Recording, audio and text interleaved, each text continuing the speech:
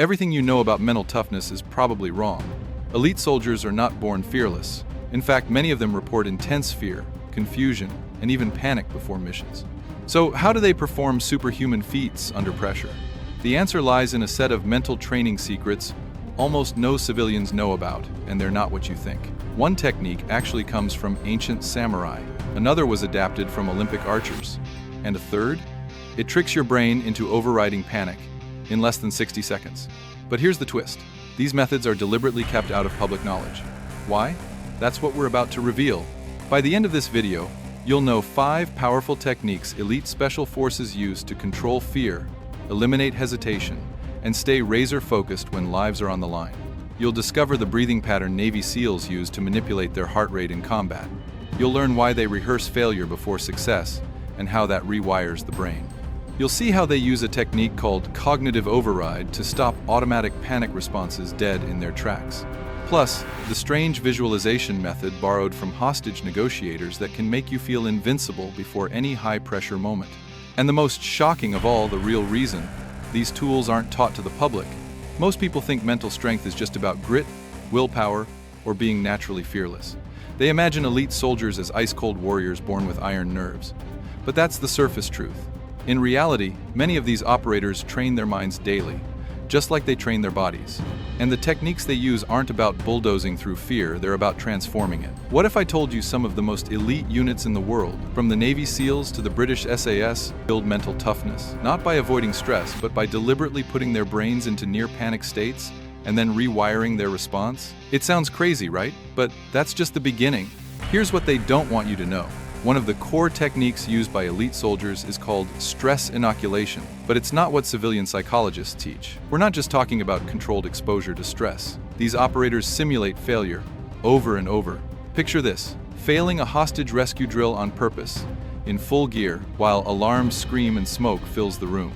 Not to punish themselves, but to program their minds to stay functional through chaos. The goal isn't perfection, it's physiological familiarity. This brutal repetition trains the amygdala to stay quiet, even when the logical brain goes offline. But the real question is, how does your brain learn that failure is safe? And why would top-tier units risk training their recruits to fail on purpose? The answer lies in a shocking piece of neuroscience uncovered during Cold War experiments, and it's still being kept under wraps today. Back in the 1960s, a covert military project conducted at the Edgewood Arsenal tested how stress and fear responses could be deliberately rewired. Participants were exposed to simulated battlefield chaos while being monitored, but here's the twist. Researchers discovered that the brain's fear circuits could be overridden, not through logic or positive thinking, but through a pattern of physiological triggers. One result? The discovery of a method now called threat reappraisal training. By pairing extreme stress drills with micro-interventions like scripted self-talk and tactical breathing, soldiers learned to reinterpret panic as readiness. It wasn't about calming down. It was about leaning into adrenaline with control. Today, elite warriors use these decades-old findings to hack their brain chemistry on command. But the question remains, if this has been known since the Cold War, why haven't high-performance coaches and mental health professionals made it mainstream? The answer gets even darker when you follow the money, and the industry's invested in keeping you anxious. Think about it. If the average person could control their fear, silence their inner critic, and perform under extreme stress, what would that do to billion-dollar self-help industries, pharmaceutical giants, or even military recruitment strategies? Here's the part nobody talks about. A 2008 DARPA-funded project showed that certain mental training protocols could replicate the neurological effects of anti-anxiety medication without chemicals. Yet those findings were buried in technical papers, shielded by layers of classification. Meanwhile, soldiers in elite units quietly used variations of these protocols to build unshakable composure. This isn't conspiracy theory, it's suppressed optimization. But the cascade effect of civilians mastering this knowledge?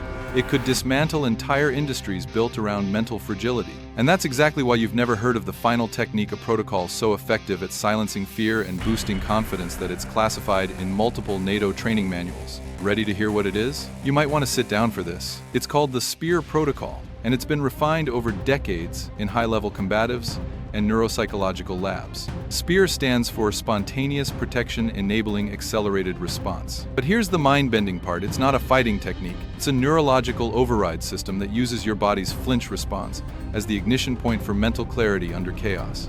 Think of it as weaponizing your instinct. Instead of suppressing fear, you use it like a surfboard to ride the wave of adrenaline into hyper-awareness. The protocol teaches operators to program a specific reaction to incoming threat signals so that the body and mind default to purposeful movement and laser focus. Some drills involve screaming while moving, others involve close-quarter combat in blindfolds, all designed to anchor grit into your nervous system. Results? Faster reaction times under pressure than even elite athletes. But the most shocking part isn't the protocol itself, it's what it reveals about your own potential. Because if fear can be reprogrammed, the only thing standing between you and elite-level performance is access to training they've kept from you all along. And now we come full circle. Everything you've been told about fear, that it's bad, that it must be suppressed or fought, was designed to keep you predictable, manageable. But fear isn't your enemy. In fact, elite soldiers train to use it as fuel. Not because they're superhuman, but because they've unlocked mental firmware most people don't even know exists. So here's the real takeaway. The line between panic and power is not genetics or luck. It's training, repeatable, learnable, and hidden in plain sight. The question you need to ask yourself isn't whether it works, it's whether you've been living your life with the mental brakes on. Because now you know, fear isn't the limit. It's the lever. Pull it. So where do you go from here? Now that you know the secrets elite soldiers rely on to command their emotions under fire, the real question becomes, what will you do with it? This isn't about becoming a soldier, it's about taking back control. Imagine using these same techniques before a big presentation, a job interview, or when life blindsides you without warning. Because at the core of all this is a simple but profound truth. Mental toughness is not reserved for the battlefield. It's programmable. And you've just seen the proof. So ask yourself one final uncomfortable question. If you've just learned that fear can be turned into fuel, what excuse remains to keep living like it can't? If this video opened your eyes, you're not alone. Thousands of viewers, just like you, are realizing that the key to transformation isn't buried in a self-help book or locked inside a therapist's office. It's already inside you, waiting for a protocol. So here's what you do next. Rewatch this video, take notes, and don't just absorb the ideas, practice them. Train your body to breathe like a seal. Practice cognitive override when minor stress hits. Visualize failure so your brain becomes immune to it. And most importantly, start treating fear not as a warning, but as an invitation to act, to grow, to dominate your next high-stakes moment. You've now been given the tools kept from the masses. What you do with them, that's on you. Remember, exposure changes everything. Don't just be aware, be unshakable. And if you're still watching, that tells me something important. You're not here for entertainment. You're here because some part of you knows the truth. The mental limits you've accepted are optional. This video was just the beginning.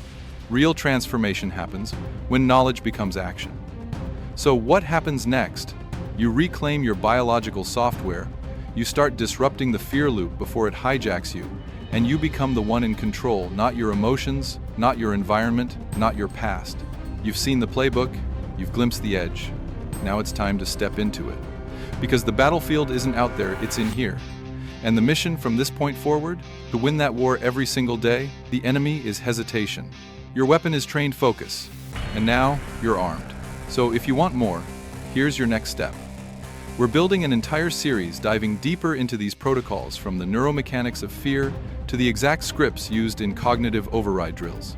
Hit subscribe if you're ready to unlock more hidden techniques backed by science but buried by institutions. Comment below with the moment in this video that hit hardest for you, that moment you realized you've been stronger than you knew, just untrained. And share this with someone who needs it, because the truth is, mental resilience isn't rare. It's just rare to be taught. But not anymore.